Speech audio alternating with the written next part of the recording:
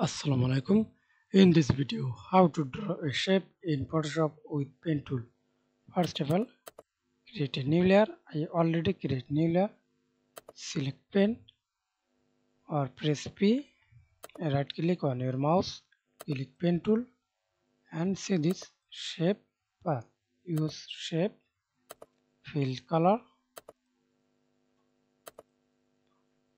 use stroke or do not stroke. I do not stroke. Okay, then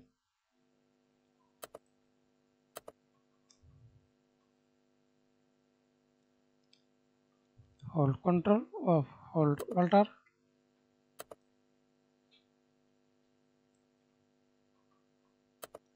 Okay, and again do not use fill. Oh, sorry. Again create a new layer. Do not use fill. Use only stroke.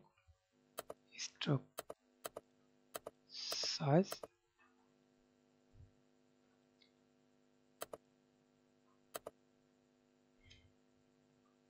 Hold Alt.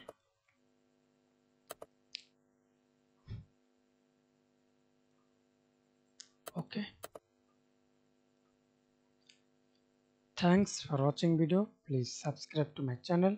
Like, comment, share.